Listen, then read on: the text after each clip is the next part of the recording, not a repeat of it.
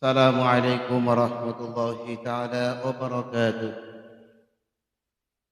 إن الحمد لله الأكرم الذي خلق الإنسان وكرم وعلمه من البيان ما لم يعلم، فسبحان الذي لا يحصى امتنانه باللسان ولا بالقلم. نشهد أن لا إله إلا الله وحده لا شريك له،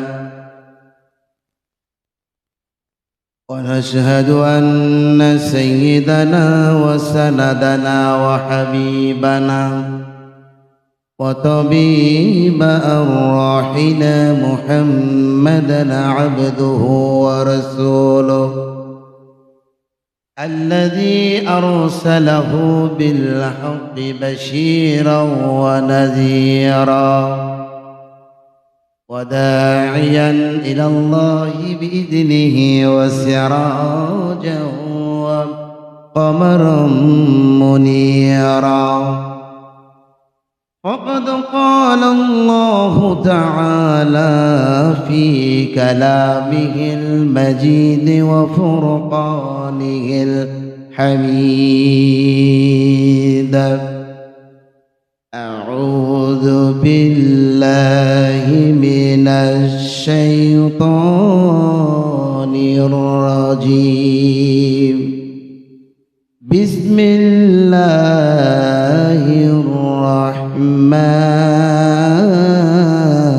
الرحيم.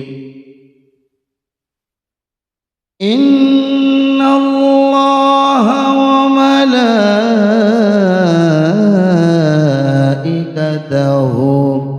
يصلون على النبي يا أيها الذين آمنوا صلوا عليه وسلموا تسليما. اللهم صل على محمد وعلى آل محمد كما صليت على إبراهيم وعلى آل إبراهيم إنك حميد مجيد.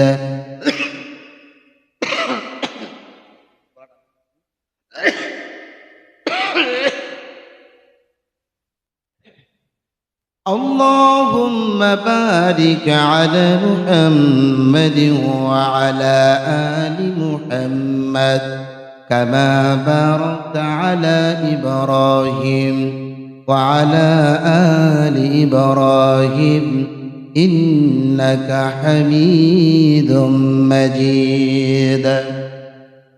প্রশংসা আদায় করছি সেই মহান রবের প্রতি, সেই স্রষ্টার প্রতি যে মালিক আমাদেরকে দুনিয়ার উত্তম একটি জায়গা মসজিদ ঘর আসার বসার সুযোগ করে দিয়েছেন।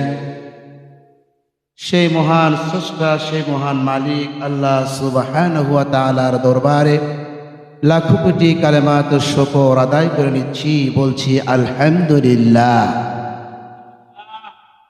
বিশ্বনবী মুহাম্মদুর রাসূলুল্লাহ সাল্লাল্লাহু আলাইহি ওয়াসাল্লামের পা মোবারকে আমাদের জীবন উৎসর্গ হোক, সকলে বলছি আমিন। জিকির, আমি গত জুমায় বলেছিলাম কোরআনের আরেক নাম হচ্ছে জিকির। এই জিকিরের ব্যাপারে কোরআনের নাম অনেক নাম রয়েছে, তার মধ্যে একটি নাম হচ্ছে জিকির। এই জিকির সম্পর্কে আলোচনা করার প্রতিশ্রুতি দিয়েছিলাম, তারই ধারাবাহিকতায় কিছু কথা বলার চেষ্টা করব। মা তৌফিক ইল্লা বিল্লাহ, আলাইহি তাওয়াক্কালতু ওয়া ইলাইহি উনীব। সকলে বলছি আমিন। জিকির শব্দের অর্থ হচ্ছে স্মরণ করা। আল্লাহ তাআলা আমাদেরকে আল্লাহকে স্মরণ করতে বলেছে অনেক জায়গায়। অথচ সমস্ত স্মরণ করার জায়গা থেকে একটি অর্থ বোঝায়, তার নাম হচ্ছে জিকির। আর এই জিকিরের শব্দের অর্থ হচ্ছে স্মরণ করা। আল্লাহকে আপনি কিভাবে স্মরণ করবেন, কিভাবে ডাকবেন, কোথায় ডাকবেন, কোথায় বসে ডাকবেন, কোথায় শুয়ে ডাকবেন, দাঁড়িয়ে ডাকবেন নাকি বসে ডাকবেন, দাঁড়িয়ে স্মরণ করবেন নাকি শুয়ে স্মরণ করবেন, নাকি বসে স্মরণ করবেন, নাকি ঘুমায় স্মরণ করবেন, নাকি হাঁটতে হাঁটতে স্মরণ করবেন, এই সিস্টেমগুলো আমাদেরকে আল্লাহ তাআলা সূরাতুল আরাফের 205 নম্বর আয়াতে সুন্দর করে আমাদেরকে বলে দিয়েছে। আপনি চাইলেও আপনার মন মতো করে আল্লাহকে ডাকতে পারবেন না। নাপাক অবস্থায় আল্লাহকে ডাকা যাবে যাবে তাহলে ইবাদত, জিকির একটা ইবাদত। আপনি হয়তো ভাবছেন যে জিকির আমি যখন তখন একটা কথা বলতে পারি। হ্যাঁ বলেন, সমস্যা কথা। শরীর পাক আছে, আপনি যখন তখন জিকির করতে পারেন, কোনো সমস্যা নেই। কিন্তু আপনাকে মানতে হবে যে জিকির একটা ইবাদত।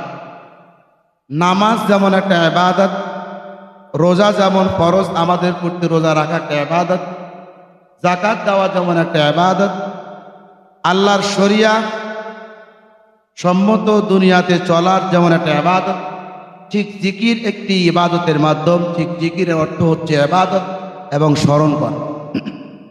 ইবাদত যদি আসরের নামাজের 4 রাকাত নামাজের জায়গায় 2 রাকাত নামাজ পড়ে ফেলেন, নামাজটা হবে না। মাগরিবের 3 রাকাত ফরজ যদি আপনি 2 রাকাত পড়েন আর 1 রাকাত বাদ দিয়ে যান, নামাজ হবে না। ফরজ নামাজ যেমন ইবাদতের ক্ষেত্রে কোন ইবাদত যদি সল্লু কামা রাওয়াইতুমুনি উসল্লি, আল্লাহ রসুল বলেছে তোমরা সেইভাবে সালাত বা ইবাদত করো যেভাবে আমি নবীকে তোমরা দেখেছো। তাহলে নবীর পঙ্খানুপঙ্খ জীবন দশায় যেভাবে ইবাদত করেছে সাহাবীরা দেখেছে, তা অনুযায়ী আমল করেছে। সাহাবীদের কথা এবং কাজ কর্ম জীবনগুলোকে আমরা পঙ্খানুপঙ্খ মেনে নেওয়ার নামে হচ্ছে ইবাদত। এখন আমি সাহাবীদের বিপরীত, নবীদের বিপরীত যদি ইবাদত করি, আল্লাহর কাছে কোনো ইবাদত কবুল হবে না। আমি আগেই বলেছি মাগরিবের 3 রাকাত ফরজ, আপনি যদি 2 রাকাত পড়েন তাহলে ইবাদত হবে না। ঠিক তেমনই জিকির স্মরণ করার মাধ্যমে একটি রয়েছে, সিস্টেম রয়েছে। আপনি চাইলেও মন মতো আপনি ইবাদত করতে পারবেন না। আপনি চাইলেও মন মতো ইবাদত করতে পারবেন না। রসুল যেভাবে দেখিয়েছেন, সাহাবীরা যেভাবে শিখিয়েছেন, আমাদেরকে ঠিক সেইভাবে ইবাদত করতে হবে। আমরা ইবাদত নামে যদি জালিয়াতি করি, আমরা যদি ইবাদতের নামে জালিয়াতি করি, বানোয়াট ইবাদত করি, আল্লাহর শিখায় দেওয়া এবং বুঝায় দেওয়া রসুলের আদর্শ এবং রসুলের দেখিয়ে দেওয়া ইবাদত যদি আমরা সেই অনুযায়ী ইবাদত না করিয়া নিজের মন মতো করে ইবাদত করি, তাহলে সে ইবাদত নয়, এগুলো হচ্ছে ভণ্ডামি। জিকিরটাকে মানুষ পুঁজি করে বহুত কিছু করছে। আপনারা অনেকেই জানেন, বিশেষ করে মাজারপন্থী যারা, মাজারে যারা বসে আছে, মাজারের চতুর্পাশে বসে তারা বিভিন্ন সিস্টেমে জিকির করছে। অথচ এইরকম সিস্টেমের জিকির আমাদের দেশে কেন, সারা বিশ্বে কোথাও আপনি খুঁজে পাবেন না, কোনো দেশে না। শুধু বাংলাদেশ, ভারত, পাকিস্তান 3টা রাষ্ট্রে এই জিকিরের সিস্টেমগুলো পাল্টিয়ে ফেলেছে। আসুন আমি বেশি কথা না বাড়িয়ে মানুষের নামে সমালোচনা সূচক কোনো কথা বলবো না, কারণ যারা ভুল করে তারাও মুসলমান, আর যারা ভুলের রাস্তা থেকে ফিরে আসে না তাদেরকে আসতে বলা হয়, তারাও মুসলমান। যারা আসতে বলে তারাও আমরা মুসলমান, কিন্তু আমরা বিবেককে খাটাচ্ছি না। এই বিবেকের সমস্যার কারণে আমরা পরিবর্তন হতে পারছি। কেউ স্বার্থের জন্যে, কেউ ক্ষমতার জোরে, কেউ এলাকা ভিত্তিক ক্ষমতার জোরে, কেউ ব্যক্তির ক্ষমতার জোরে অনেক কিছু করছে। নিয়ম মাফিক ইবাদত বাদ দিয়ে শয়তানের মতবাদকে নিয়ে তারা শরীয়তকে ঘৃণা করে, শরীয়তকে আলাদা করে দিয়ে একটা শয়তানি মতবাদকে নিয়ে তারা জিকির করছে। আমাদেরকে জিকির শেখানো হয়েছে কল পরিষ্কার করার নামে জিকির করতে হবে। কল পরিষ্কার করতে হবে, এটা বাস্তব, এটা সত্য কথা। কিন্তু আল্লাহ তাআলাকে স্মরণ করার একটা সিস্টেম আছে। এই সিস্টেমের মাধ্যমে আপনাকে আল্লাহকে স্মরণ করতে হবে। কিভাবে স্মরণ করবেন? সূরাতুল আরাফের 7 নম্বর সূরার 205 নম্বর আয়াত আল্লাহ তাআলা বলছেন, ওয়াযকুর রাব্বাকা ফী নাফসিকা তাদাররুআন ওয়া খীফাতান ওয়া দুনাল জাহরি মিনাল কওলি বিল গুদুই ওয়াল আসাল والآصال ولا تكن من الغافلين। আল্লাহ তাআলা বলছেন কিভাবে স্মরণ করবে জানো? আমি তোমাদেরকে সিস্টেম করে দেখিয়ে দিলাম, কোরআনের আয়াত দ্বারা বুঝিয়ে দিলাম কিভাবে তোমরা আমাকে স্মরণ করবে। কারণ জিকির শব্দের অর্থই হচ্ছে স্মরণ করা। হাদিসে 4টা জিকির পাওয়া যায়, 4টার বাইরে যারা জিকির করে বুঝতে হবে এরা বানিয়েছে জিকিরগুলো। হাদিসে 4টা জিকির, একটা হচ্ছে সুবহানাল্লাহ, আলহামদুলিল্লাহ, আল্লাহু আকবার, লা ইলাহা ইল্লাল্লাহ। এই 4টা জিকিরের বাইরে ভিতরে আর কোনো জিকির নাই। এই জিকিরের বাইরে যারা অন্যভাবে জিকির করবে বুঝতে হবে তারা জিকিরগুলো বানিয়েছে। আল্লাহ রসুল জিকির শিখিয়ে দিলে এইভাবে জিকির করো, অথচ মুফাসসিরগণ 4টা জিকিরের পাশাপাশি জিকিরের অর্থ বাইর করেছেন 5টা। কয়টা ভাই? 5টা। এই জিকিরগুলোকে আপনি শুধু কল পরিষ্কার নামে জিকির করবেন এমন কথা আল্লাহ এখানে বলে নাই। আল্লাহ বলে তুমি যেইভাবে আমাকে পারো স্মরণ করো, দাঁড়িয়ে আসো জিকির করো, এমন ভাবে জিকির করবে মনটাকে নরম করে নাও, স্বতঃস্ফূর্তভাবে তুমি আমাকে স্মরণ করো। আল্লাহকে স্মরণ যখন করবেন এমন ভাবে স্মরণ করবেন, ডাইনে আপনার জান্নাত, বামে জাহান্নাম, সামনে আমার আল্লাহ আমাকে দেখছেন, আমি সবগুলো হাজির নাজির করে ইবাদত করব, আল্লাহকে স্মরণ করব। এই কথাটা আমার আল্লাহ এই আয়াতে দিয়েছেন। আমরা অনেকে জানি জিকির মানে ইবাদত, স্মরণ করবেন আপনি আল্লাহকে। কেউ নামাজে দাঁড়িয়ে হাত যখন বাঁধে, সূরা শুরু হয়েছে, ইমাম সাহেব তেলাওয়াত করে, এর মাঝামাঝি দেখবেন কিছু মুসল্লি কানের মধ্যে চুল কাটছে, এরকম মুসল্লি নাই। কেউ 2 পায়ের মধ্যে ঘষাঘষি শুরু করে মশা কামড় দিলে। এইরকম ইবাদতের কথা আল্লাহ বলে নাই। জিকির যদি আপনি করেন সুবহানাল্লাহ, সুবহানাল্লাহ, আলহামদুলিল্লাহ, আল্লাহু আকবার, লা ইলাহা ইল্লাল্লাহ, এই জিকির যদি আপনি করেন ধ্যান মন দিয়ে আল্লাহকে স্মরণ করতে হবে, এ কথা আল্লাহ বলছেন। কিন্তু বন্ধু, কল পরিষ্কার নামে জিকিরের নামে কেউ দোলাদুলি করে, কেউ নাস্তানাস্তি করে, এরকম হুজুরে দেশ আছে না নাই? এরকম দুলছে, দোলাদুলি করছে, ড্যান্স দিচ্ছে, ওইটাকে আবার দেশের মানুষ পুঁজি করে ঢোল তবলা বাজিয়ে এখন গানে পরিণত করেছে। আমি এদেশের মিউজিশিয়ানদের দোষ দিচ্ছি না, এ দোষ হচ্ছে আমাদের হুজুরের। হুজুর নাচলো কেন? ঠিক না বেরিক? হুজুর নাচলো কেন? আল্লাহ তো নাচতে বলেন আপনাকে। আল্লাহকে আপনি ডাকবেন মন দিয়ে, ধ্যান দিয়ে, এমন ভাবে আপনি আল্লাহকে স্মরণ করবেন যাতে আপনাকে শয়তান সেখানে গ্রাস করতে না পারে। এ কথাই তো আল্লাহ এখানে বলছে।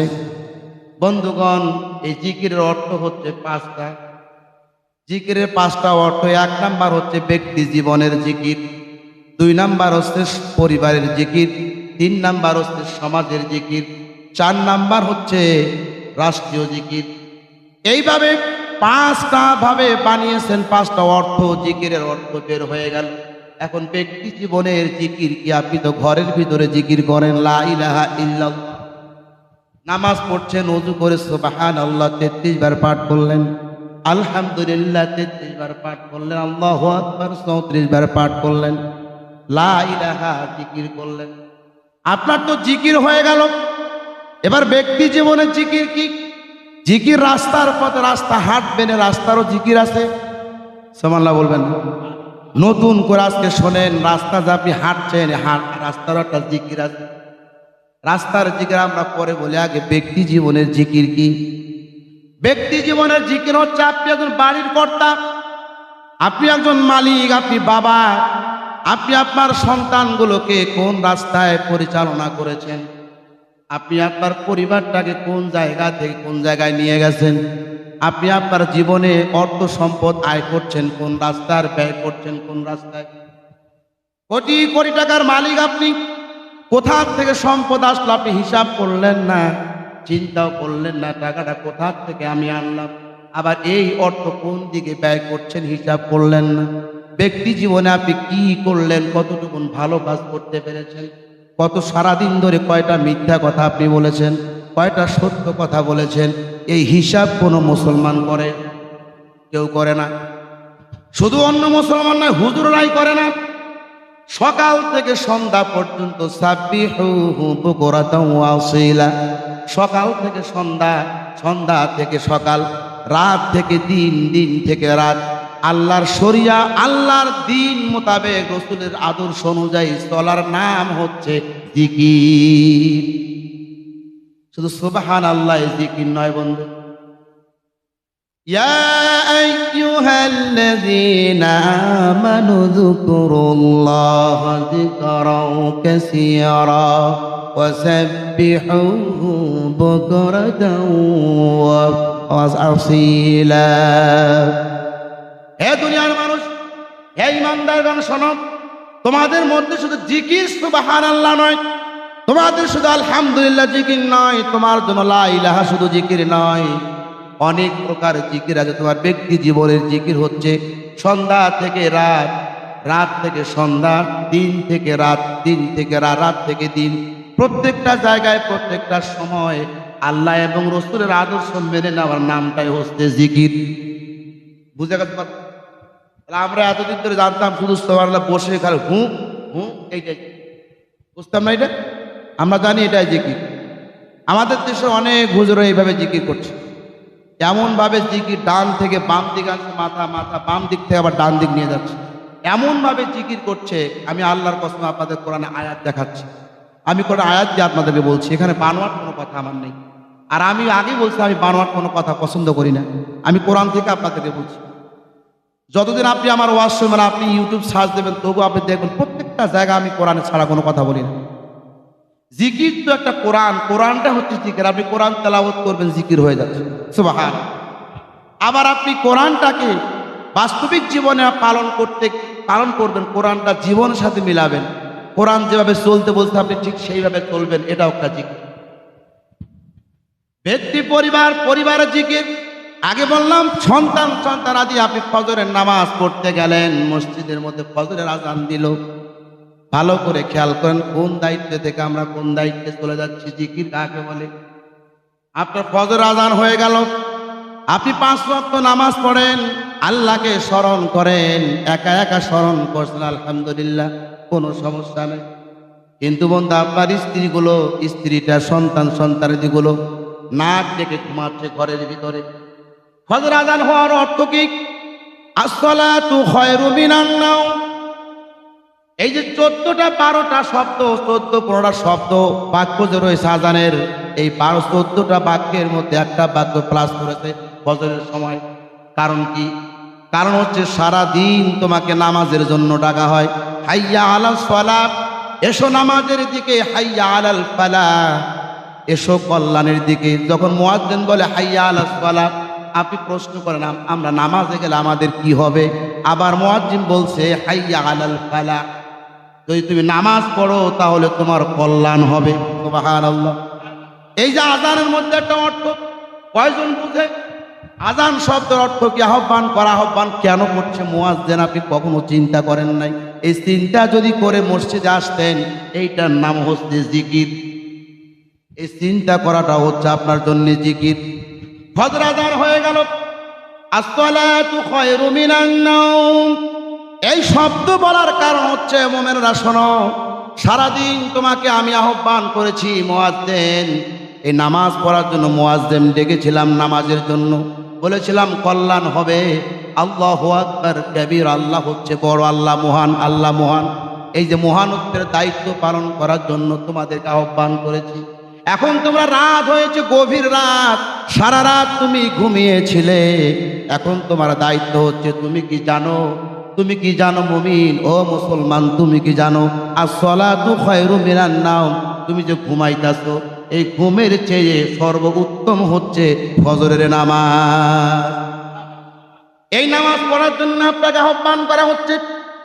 আপনি ওযু করলেন শীতের দিনে, কষ্ট করে উঠলেন, আরামের ঘুম হারাম করেছেন, আরামের ঘুমটা হারাম হয়ে গেল। ঘুম থেকে উঠলেন, ঘুম থেকে উঠার পর আপনি মসজিদে চলে গেলেন, স্ত্রী ঘুমাচ্ছে, সন্তানাদি ঘুমাচ্ছে, আপনি নামাজে গেলেন, তেলাওয়াত শুরু হয়ে গেল, নামাজ আদায় হয়ে গেল। নামাজ পড়লেন, বাড়িতে এসে দেখেন আপনার স্ত্রী ঘুমায়, সন্তানগুলো ঘুমায়। এই নামাজ আপনি সব পেয়েছেন ঠিকই, কিন্তু আপনি পরিবার যে সন্তানগুলোকে ডেকে, স্ত্রীকে ডেকে নামাজের তালিম করেন নাই, এই পরিবারের জিকির হয় নাই। কথা কি বলছেন? আপনি জিকির করেন, আল্লাহকে স্মরণ করলেন, কিন্তু আপনার দায়িত্ব ছিল পরিবার, আপনার স্ত্রীর দায়িত্ব তো আপনার উপরেই। কি ভাই ঠিক না? যখন কবুল বলা হয়, সিংহাসার করা হয়, হুজুর দিয়ে কালেমা পড়ে বিয়ে দেওয়া হয়, তখন আর ওই মেয়েটা বাবা মায়ের দায়িত্ব থাকে না, সমস্ত দায়িত্ব ওই পুরুষের ওপর চলে আসে, যে পুরুষ বিয়ে করলো। এই যে স্ত্রীটা কোথায় নামাজ পড়লো, কখন পড়লো কিনা, কতটুকু ইবাদত করলো, এই খোঁজ খবর আপনি রাখলেন না, পরিবারের জিকির হলো না। পরিবারের জিকির হচ্ছে আশ্বাস একটা জিকির, আপনি এই জিকিরটা করেন। অনেক পুরুষ আছে, আমি নিজেই দেখেছি, নিজেই তো নামাজ পড়ে না, কাজে করবে ব্যস্ত থাকে, কিন্তু স্ত্রীকে পঙ্খানুপঙ্খ ডাইরেক্ট বলছে একটা কথা, যদি আমার বাড়িতে সংসার আমার সাথে করতে হয়, 5 ওয়াক্ত নামাজ ছাড়া তুমি এই বাড়িতে থাকতে পারবে না। এই লোকটা পরিবারের জিকির করেছে বন্ধু। পরিবারের জিকির আপনি যদি নিজে ইচ্ছা না করেন, সন্তানগুলোকে ডাক দেন, ফজর আজান হয়ে গেল, আপনি ডাক দেন সন্তানগুলোকে, বাবা আব্দুর রহমান ওঠো, ফজরের আজান দিল রে বাজান, চলো নামাজে যাই। নামাজ পড়ার জন্য বাচ্চাগুলোকে আপনি তাগিদ করেছেন, আঙ্গুল দিয়েছেন, হাত ধরে বাচ্চাটাকে মসজিদের দিকে নিয়ে যাচ্ছেন। এই যে মসজিদে নিয়ে যাচ্ছেন, আপনার যতক্ষণ পর্যন্ত মসজিদে যান নাই, পুরো রাস্তার মধ্যে আপনার পায়ের প্রত্যেকটা কদমে 10টা করে নাকি আপনার আমল নামায় দিচ্ছে। ও মুসলমান, ঘুমাও কেন? কিসের ঘুমাও তুমি? কবরে যারা চলে গেছে, তুমি কি জানো কবরের পরিণতিটা কি? তোমার বাবা তো চলে গেছে, এই বিছানায় ছিল। কি ভাই ঠিক না? আপনি যে বিছানায় ঘুমাচ্ছেন, আরামের বিছানায়, বিছানায় কিন্তু আপনার বাবা একদিন শুয়েছিল, আপনার মা একদিন ছিল। চিন্তা করে দেখো না, কবরে কি যাইবা না? কি ভাই যাবো না? চিন্তা করে দেখো না, কবরে কি যাইবা না? যেই কবরে আল্লাহ ছাড়া বন্ধু কেহ থাকবে না, যেই কবরে আল্লাহ ছাড়া বন্ধু কেহ থাকবে না, চিন্তা করে দেখো না, কবরে কি যাইবা না? চিন্তা করে দেখো না, কবরে কি যাইবা না?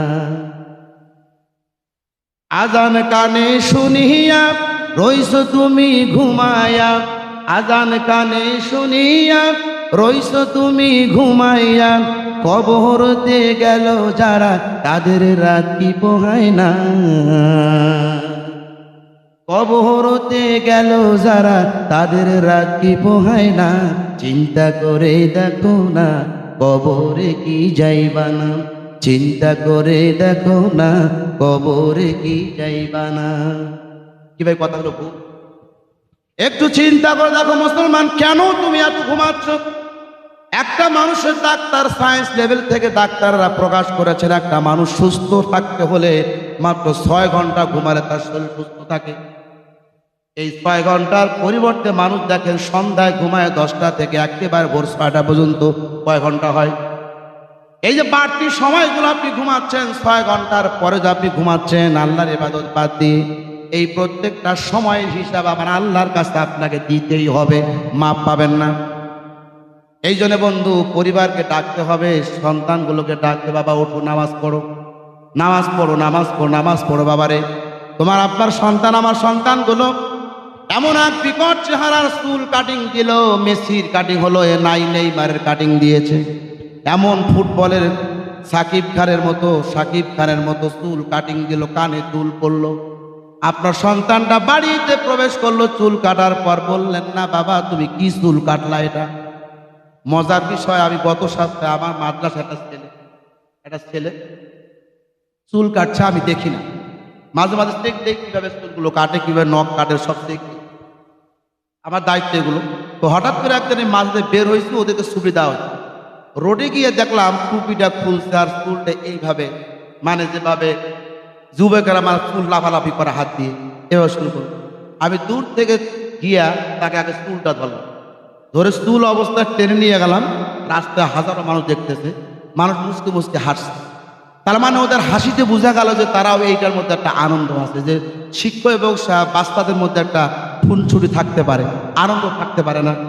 মহব্বত আছে। চুলটা ধরে নিয়ে নাপিতের দোকানে বললাম, সেলুনে বললাম যে আপনার এই চুলটা আপনি কাটছেন? বলছে হ্যাঁ, ও তো আমার কাছে এইভাবে কাটতে। এমন কাটিং দিয়েছে সাইড দিয়ে বেশ সুন্দর করে ছোট, আর মাঝখানে সে ঘুঘুর ভাষা, পাখির ভাষা করে রাখছে। এই ছেলেটাকে পরে দিয়ে নিজের টাকা পাবে, 1 টাকা দিচ্ছে, আপনি চুল আমার সামনে কেটে দেন। যদি এরকম চুল আবার মাঝে, তাহলে আপনি আপনার এই দোকানগুলো থাকবে না। আমার মাদ্রাসা ছাত্র যেটা আসবে, আপনি চুল সবগুলো মেশিন দিয়ে 0 পয়েন্টে কেটে দিবেন। দায়িত্ব হচ্ছে একটা মারাত্মক জিনিস, কি ভাই ঠিক না? আপনাকে হিসাব দিতে হবে প্রত্যেকটা জায়গায়। আপনি আপনার সন্তানটা কানে দুল দিয়েছে, যে এই সমাজের ছেলেরা দুল পড়ে না, পড়ে না, পড়ে না ভাই। অনেক যুবক ভাই মহিলা সাজতে চায়। আরে ভাই, তোরা আল্লাহ এত সুন্দর করে একটা যুবক বানাইলো, যুবক বসে ইবাদত করার জন্য যুবক বানাইলো, আর তুমি মহিলা সাজতে চাও কেন? একদিন মনে হয় বলেছি, একটা যুবক অন্ধকে ভিক্ষা দিতে গেছে। অন্ধ বলছে, বাবা দাও আমাকে 4টা টাকা দাও, 2টা টাকা দাও, আমি অন্ধ মানুষ দেখতে পাই না রে বাজান, কালকে আমাদের ময়দানে তোমরা সব পাইবা। অন্ধ দোয়া করছে। হঠাৎ একজন যুবক লম্বা চুল নিয়ে এসে অন্ধকে টাকা দিয়ে বলছে, বাজান তুমি আমার জন্য দোয়া করো। এখন অন্ধ মানুষ জানে না এই মহিলা না পুরুষ, মাথায় হাত দিয়ে দোয়া করতে দেখে বড় চুল। ও বলছে, আল্লাহ আমার মাটাকে তুমি হায়াতে তৈয়বা সিয়াতে কল্লিয়া দান করো। আসলে লোকটা ছেলেটার যুবক, আর অন্ধের তো দোষ নাই। অন্ধ জানে মহিলাদের চুল তো বড় বড়, যুবকের চুল তো বড় হওয়ার কথা না, এটা তো মহিলাই হবে, এই জন্য মা বলেছে। এটা বলেন তো অন্ধের দোষ? বন্ধু না, 3 সিস্টেমের চুল রাখতে পারেন, কোনো সমস্যা নাই। যেটা রাখবেন ঠিক ওইভাবে রাখতে হবে, একবার ছোট একবার বড়, তামাশা করা যাবে না। 3 সিস্টেমে সুন্নাহ, চুল রাখা সুন্নাহ। এই যে আমার হাফেজ সাহেব রাখছে বাবরি, আমার রসুলের চুল ছিল বাবরি, সুবহানাল্লাহ বলবেন না? আবার আপনি একেবারে ছোট করতে পারেন, আবার মাঝারি করতে পারেন। 3 সিস্টেমে আপনি যেভাবে রাখছেন ঠিক ওইভাবে রাখতে হবে, তামাশা করা যাবে না, কাউকে ভাব দেখার জন্য চুল কাটিং দেওয়া যাবে না। কথায় কথায় বের হয়ে আসলো না বন্ধু, আপনার এগুলো করা যাবে না। সন্তান রাত 12টার সময় কোথার থেকে আসলো হিসাব নিতে হবে আপনাকে। আর আপনি একজন বাবা, আব্দুর রহমান এদিকে আয়, রাত 12টা পর্যন্ত কোথায় ছিলি, কার কাছে ছিলি, কোথায় ছিলি বল। এই যে হিসাব আপনি নিচ্ছেন, সন্তানের কান ধরে বললেন কোথায় ছিলি, বলে যে হিসাবটা আপনি নিলেন, তদারকি করেছেন, এটার নাম হচ্ছে জিকির। শুধু জিকির সুবহানাল্লাহ আলহামদুলিল্লাহ জিকির নয় বন্ধু, ব্যক্তি জীবন থেকে পরিবার জীবন সব জায়গায় যেমন জিকির। রাস্তা আপনি হাঁটতেছেন, একটা কলার শোকলা মানুষ খেয়ে ফালাই দিতে রোডের মধ্যে, ভালো করে কান খাড়া করেন। রাস্তার মধ্যে একটা পাকা রোড, ওখানে একটা কলার শোকলা মানুষ ফালাই দিছে। আপনি রাস্তা হাঁটতে দেখতে পেলেন যে একটা মানুষের আসার সময় হুন্ডা বা সাইকেল, এই হুন্ডা চালাইতে গিয়ে যদি চাকাটা কলার শোকলায় লাগে, রানা ভাই তো ড্রাইভার ভালো বোঝে, কলার শোকলা যদি লাগে একবার পিছলা যায়, আটকানো সম্ভব নয়। এই জন্য আপনি চিন্তা করেন, একটা হুন্ডা নিয়ে আসতে যদি হুন্ডার চাকাটায় কলার শোকলায় পড়ে যদি পিছলা পড়ে মানুষটার কোনো ক্ষতি হয়, এই টেন্ডেন্সি চিন্তা ভাবনা করতে করতে কলার শোকলাটা নিরাপদ জায়গায় ফালাই দিলেন, এটার নাম হচ্ছে রাস্তার জিকির। ভালো কাজ করার নাম কি বলেন? কি প্রত্যেকটা ভালো কাজের নামে কি? জিকির।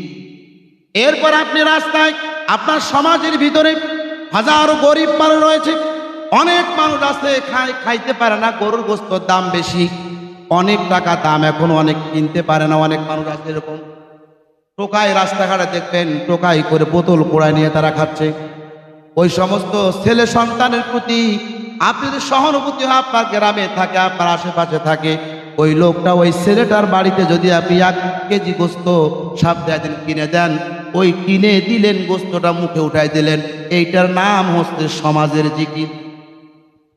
সমাজের জিকির আরো আছে, আপনি দেখেন হাজারো মানুষ সমাজে বাস করছে, আপনি একটা বড় বাস কিনে পরিবহন থেকে এসে শেখ ফজিলাতুন্নেসা, আপনি ওইখান থেকে না হাসপাতাল থেকে নেমে হেঁটে আসতেছেন, একটা ছোট্ট বালক গরিব সন্তান মাছটার দিকে তাকাইলো, আর মনে মনে ভাবলো, আরে এত বড় মাছ যদি আমি খাইতে পারতাম কত না আনন্দ হতো। এই কথাটা আপনার কানের মধ্যে পৌঁছে গেল, তার মাধ্যমে হোক বা আপনি বাস্তবে শুনেছেন। ওই সন্তানটাকে বাড়িতে রান্না করার পর 1 টুকরা মাছের টুকরা যদি ওই বাড়িতে নিয়ে সন্তানটার মুখে আপনি তুলে দেন, এইটার নাম হচ্ছে সমাজের জিকির। ও বন্ধু, রাত জেগে ইবাদত করার চেয়ে সমাজের জিকির হচ্ছে উৎকৃষ্ট জিকির। সমাজের মানুষের আপনি খোঁজ খবর রাখেন, আপনি সম্পদশালী মানুষ, আপনি সমাজের খোঁজ খবর রাখবেন, দেখবেন এক সময় আপনার আল্লাহ তাআলা সব দিক থেকে আপনার প্রতি পুরা সমাজের প্রতি স্বর্ণের সমাজ আল্লাহ পরিণত করে দেবে।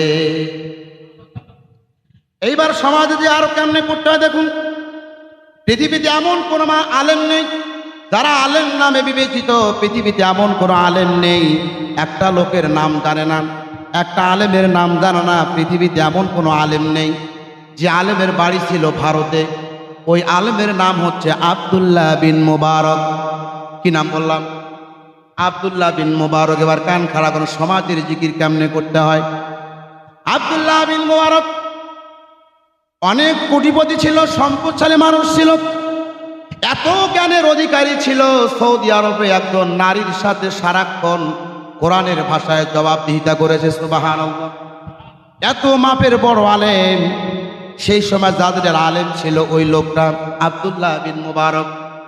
পৃথিবীতে আগে বললাম এমন কোন আলেম না, যদি মনে করে যে আমি আলেম, ওই আলেম ওই লোকটার জীবনী পড়তেই হবে তাকে, কারণ তিনি এত জ্ঞানী ছিল।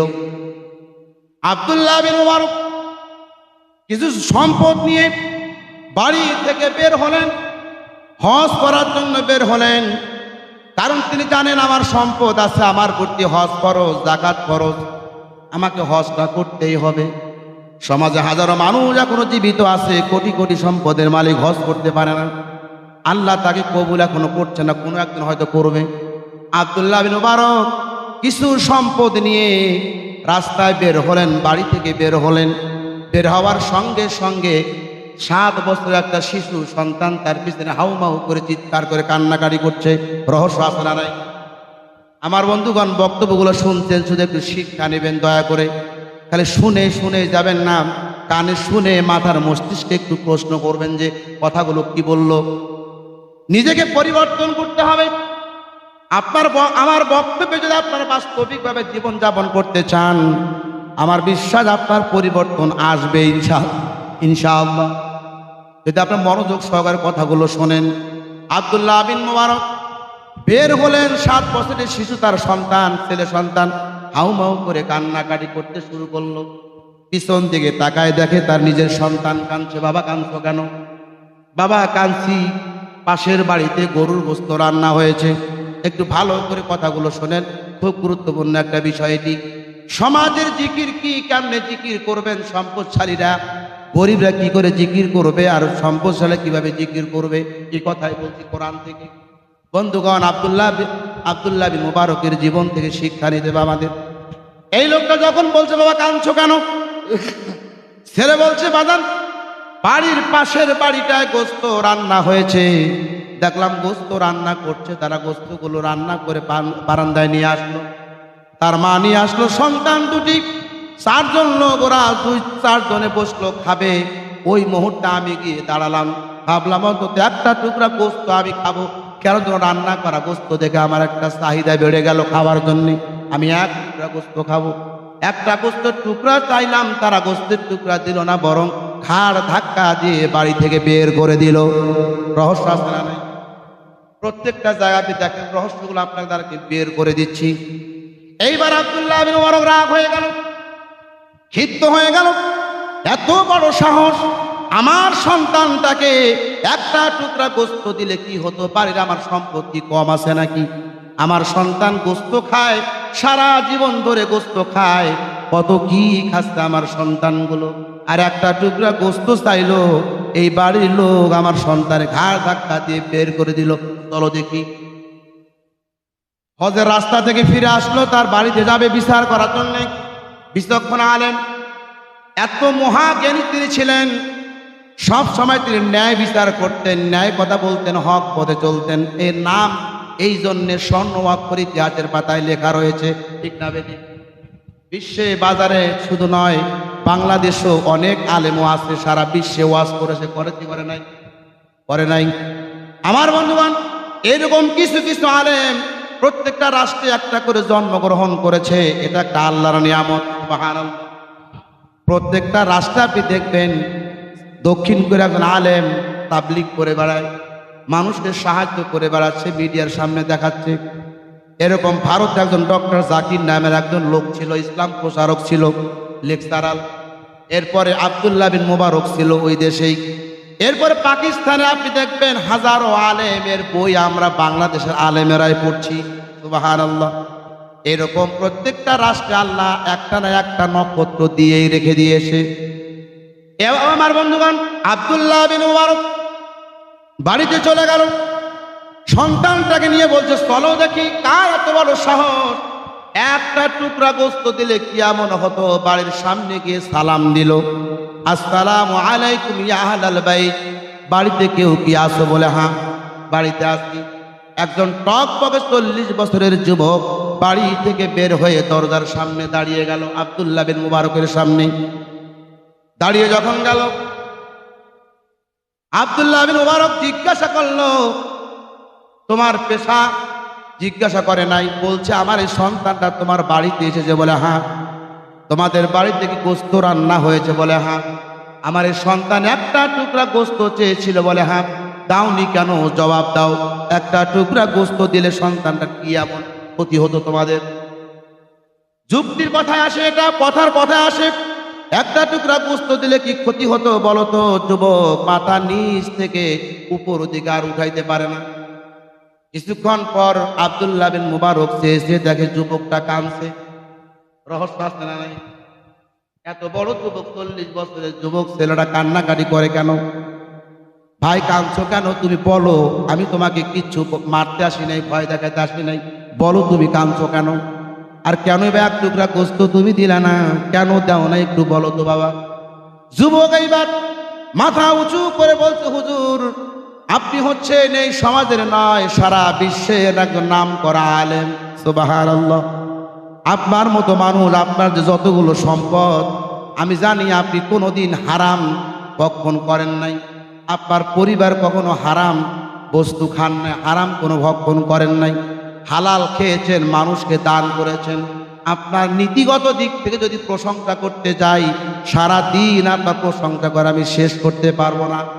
ও হুজুর, আপনাকে এখন বলতে চাচ্ছি, এত কিছু আপনি করেন, মানুষকে দান করেন, হারাম বলতে আপনি কিছু খান না, পরিবারের মধ্যে হারাম কিছু ঢুকান না, পরিবারের লোকজনের কাছে আপনি হারামও কিছু নিয়ে আসেন না, বাড়ি তো হারাম নিয়ে আসেন না, আমি কি করে বলেন তো আপনার পরিবারের মুখ পেটের মধ্যে হারাম গোস্তরা ঢুকাই? রহস্য আসছে না নাই? হারাম গোস্ত মানে এ কেমন কথা? গরু তো হালাল, গোস্ত তো হালাল, এটা হারাম হলো কি করে? যুবক বলছে, হুজুর এই গোস্তটা হারাম গোস্ত। বলছে কি করে? গরুর গোস্ত হারাম হলো কেন? এই বিস্তারিত না শোনা পর্যন্ত আমি হজ করতে আজকে যাবো না, বিমান চলে যাই। তার মানে একজন বিচক্ষণ আলেমের দায়িত্ব হচ্ছে আমাকে সত্যটা আগে জানতে হবে, ঠিক না বে ঠিক? আন্দাজে তার বিচার করা যাবে না, আন্দাজে তার বিরুদ্ধে কোনো সমালোচনাও করা যাবে না, আন্দাজে তার বিরুদ্ধে কোনো কথা বলা যাবে না। শুনি আর গোস্ত হারাম মানে। এইবার যুবক বলছে, তাহলে শুনুন, আমি একজন পেশায় কাঠুরিয়া, আমার পেশা হচ্ছে কাঠুরিয়া, আমি কাঠ কেটে বাজারে শুকনা কাঠ পাই, কাঠ কেটে বাজারে গিয়ে বিক্রি করে যা পাই, ওইটুকু দিয়ে আমার পরিবার দিনেরটা দিনেই চলে যায় হুজুর। এইভাবে 40 বছর কেটে দিলাম, আল্লাহর রহমতে আমি কোনো সমস্যার সম্মুখীন হই নাই। কিন্তু আজকে এমন একটা জায়গা আমি ঠেকে গেলাম, আল্লাহর বান্দার হক বান্দা, নেক আমলকারী একজন বান্দা, যার নাম হচ্ছে আব্দুল্লাহ বিন মুবারক। এই লোকটাকে আমি কি করে জবাব দিব যে হারাম গোস্তটা আমার বাড়িতে খাইছি আমরা? হুজুর শোনেন, আমি আজ 4 দিন ধরে জ্বর জ্বর ভাব, পুরো শরীরটা আমার অসুস্থ, 4 দিন ধরে অসুস্থ, বাড়ির মধ্যে খানা নাই, 4 দিন ধরে বৃষ্টি হচ্ছে, বের হওয়ার মতো পরিস্থিতি নাই, কি করব, কি কোথায় যাব, খানা নাই বাড়িতে, সন্তানগুলো গলা কাটা মুরগির মতো আশ্রাস্তি করছে, আব্বা খাওন দাও, মাকে বলছে খাওন দাও।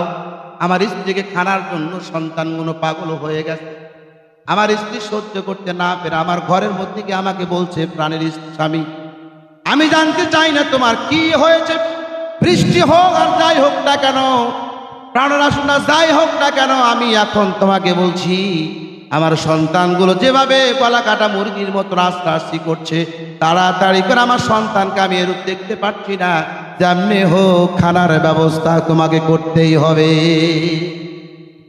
আমি তাকিয়ে দেখলাম সন্তানগুলো চিৎ হয়ে শুয়ে আছে, কান্নাকাটি করছে, খান দাও, খাবার দাও, খাবার দাও, খাবার দাও। এমনি করে তারা বিহাব করছে। হুজুর আমি কি করব?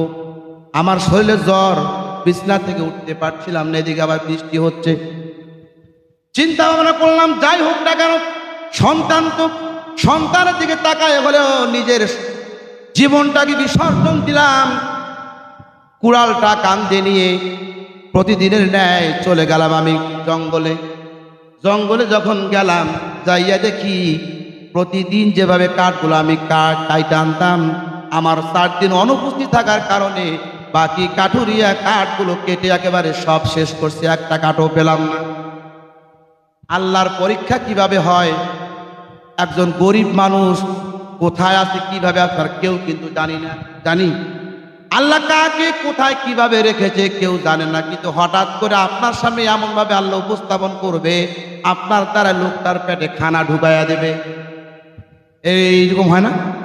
এরকম হয়। একজন মানুষ দোকানে, আমরা বসে আছি কয়েকজন লোক চায়ের দোকানে, এমন একটা মুরব্বী মহিলা, মানে মা, মুরব্বী বয়োজ্যেষ্ঠ মুরব্বী মহিলা মানুষ, এত বড় একটা ব্যাগে, কি যেন ব্যাগের টোপলা কান্দের মধ্যে নিয়ে নিজে হাঁটতে পারে না, ব্যাগ টোপলা নিচ্ছে, আইসা হাত টেপে পাচ্ছে আমার কিছু দাও।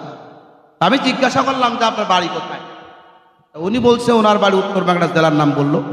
যেহেতু ওই জেলার লোক এখানে আসছে, আবার ওই জেলার নাম বললো, মানে বললো হ্যাঁ তাহলে আমাকে এলাকার লোক এত লজ্জা পাবে। উত্তরবঙ্গে, আমার বাড়ি উত্তরবঙ্গ, উত্তরবঙ্গের কথা বললাম। উত্তরবঙ্গের একটা জেলার নাম বললো।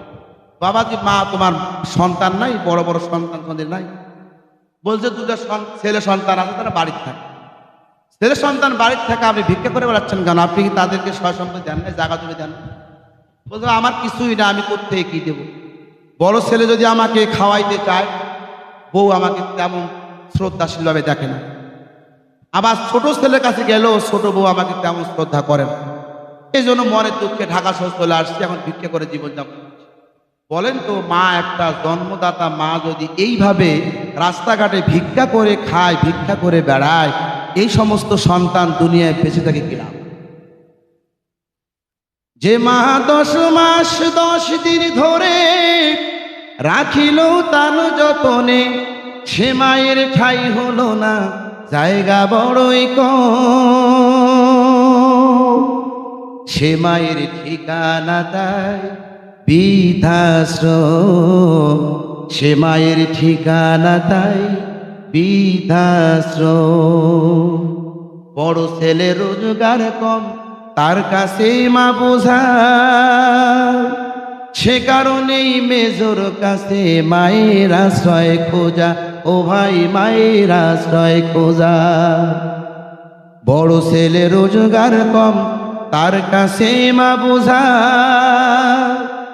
সে কারণেই মেজর কাছে মায়ের আশ্রয় খোঁজা। ও ভাই, মায়ের আশ্রয় খোঁজা। ছোট ছেলের বউটা আবার লিখা পড়া জানে, কথা বলে ভিন্ন ভাষায়, মাই নাহি বোঝে। ও ভাই, মাই নাহি বোঝে। কথা কি বোঝেন? কথা কি বোঝেন ভাই? বড় ছেলেটা রোজগার কম, অনেক সব সন্তানাদি যেমন রোজগার তেমন চলতে পারে না। মেজো ছেলের কাছে মায়া গেলে, বাপ যদি মা যায়, তেমন দেখতে পারে না। আবার ছোট ছেলের কাছে যাবে, ছোট ছেলে বউটা আবার শিক্ষিত মেয়ে, মাকে যে শাশুড়ি বলতে হবে, মাকে যে সম্মান করতে হয়, শাশুড়িকে সম্মান করতে বুঝেই না। ছোট ছেলের বউটা আবার লেখা পড়া জানে, কথা বলে ভিন্ন ভাষায়, মাই নাহি বোঝে। ও ভাই, মাই নাহি বোঝে। মা বলে কেউ শাশুড়িকে, মা বলে কেউ শাশুড়িকে, মা বলে কেউ শাশুড়িকে, জানলো যে প্রথম, সে মায়ের ঠিকানা দেয় বৃদ্ধাশ্রম, সে মায়ের ঠিকানা দেয় বৃদ্ধাশ্রম। আমার ভাইয়েরা, মা যদি সন্তানাদি পেতে থাকার পরও যে মা রাস্তাঘাটে ভিক্ষা করে মানুষের দ্বারে দ্বারে হাত পাততে হয়, আমার মনে হয় সন্তান নয়, এটা কুলাঙ্গার সন্তান। আল্লাহ যেন ওই সমস্ত সন্তানকে মায়ের আগে দুনিয়া থেকে বিদায় করে নেয়। কারণ বন্ধু, আব্দুল্লাহ বিন মুবারক এই কথা শুনছে, 40 বছরের কাটুরিয়া বলছে, আমার স্ত্রী যখন দেখলাম আমার সন্তানগুলো মুরগি, গলা কাটা মুরগির মতো ছটফট করছে খিদার তাড়নায়, আমি দেখতে পাচ্ছি আমার সন্তানগুলো খানা কোথায় দিব, আমি তো নিজে একজন অসুস্থ মানুষ, আমি যাইতে পারি না। কুড়ালটা কাঁদতে নিলাম, জঙ্গলে চলে গেলাম। যাওয়ার পর দেখলাম একটা কাটো নাই প্রতিদিনের মতো। আমি ওখান থেকে চিন্তা করলাম, সন্তানগুলো তো যেভাবে কোথায় আহাজারি করছে, আমি কি বাড়িতে কি জবাবদিহিতা করব। হুজুর আপনি সরান। আমি অসুস্থ অবস্থায় চিন্তা করতে করতে মাথা চক্কর দিয়ে কখনো পড়ে যায় রাস্তার মধ্যে, কখনো আবার উঠতে পারি না, চুপচাপ করে বসে থাকি। এবার আমি রেস্ট করার জন্যে, একটু আরামায়েশ করার জন্য, নিজেকে সামলানোর জন্য একটা বটের বৃক্ষের নিচে আমি বসে গেলাম, ছায়া পেলাম, বসে গেলাম। মৃদু মৃদু বাতাস এসে আমাকে ঘুম ঘুম ভাব ধরলো। হঠাৎ করে আকাশে তাকিয়ে দেখলাম, একটু ঘুমাচ্ছিলাম, শরীর দুর্বলতা নিয়ে ঘুমাচ্ছিলাম। কিছুক্ষণ পর দেখলাম একটা গোস্তের টুকরা আমার নাকের ডগার মধ্যে পড়ে মাটির মধ্যে চলে গেল, মাটির নিচে পড়ে গেল। সুবহানাল্লাহ বলুন। আমি কাঠুরিয়া বৃক্ষের নিচে বসলাম, আমার একটা গোস্তের টুকরা এসে আমার নাকের ডগায় পড়ে গেল। আমি চিন্তা করলাম, গোস্তের টুকরা কোথায় আসলো? আল্লাহ আপনাকে রিজিক কিভাবে দেবে, কোথা থেকে দিবে, কেমনে দিবে, একটা ওসিলা তো লাগবেই, ঠিক না বেদিক? দেখেন ওসিলা কিভাবে আসে।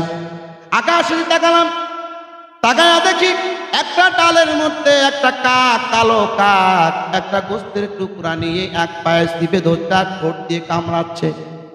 অসতর্ক মুহূর্ত হয়ে একটা গোস্তের টুকরা আমার নাকের ডগায় পড়েছে। যারা আমি দেখলাম, চিন্তা করলাম, কাক যেহেতু গোস্ত কোথার থেকে এনেছে, কাক যদি গোস্ত সংগ্রহ করতে পারে, আমি কাঠুরে আমার সন্তানের জন্য, আমি হলো সন্তানের খানা উঠে দেওয়ার জন্য চেষ্টা করব।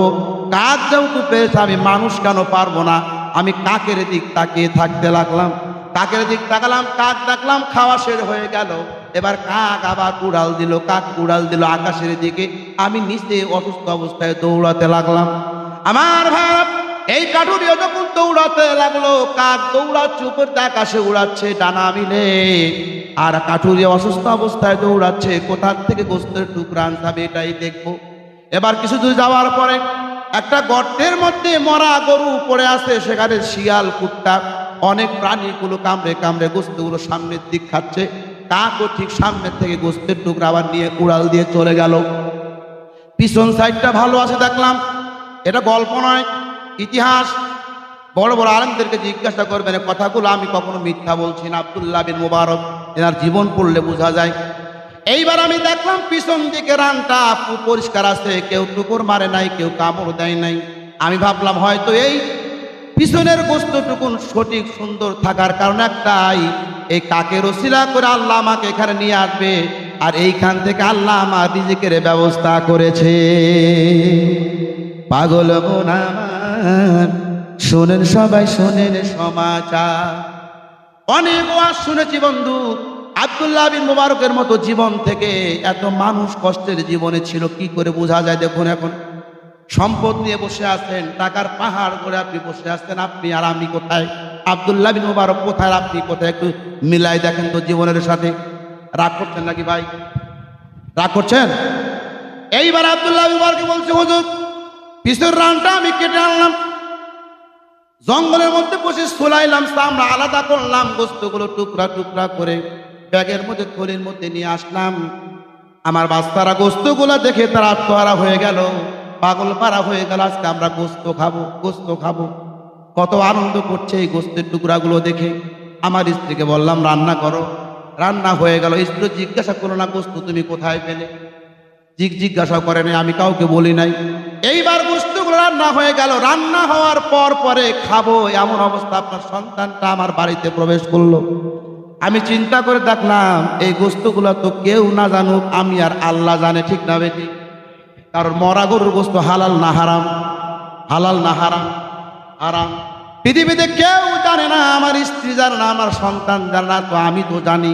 আর আমি জানি আপনি একজন এমন একজন আলেম, এমন একজন মানুষ, আপনার পরিবার লোক কখনো হারাম জিনিস ভক্ষণ করেননি, হারাম সম্পদ ভক্ষণ করেননি, পেটের মধ্যে কোনো হারাম বস্তু ঢোকান নাই। আমি কি করে আপনার পরিবারের সন্তানটারে হারাম বস্তু জানার পর তার পেটে ঢোকাবো? এই চিন্তা করে ছেলেটাকে খানা তো দেই নাই, যাতে ওকে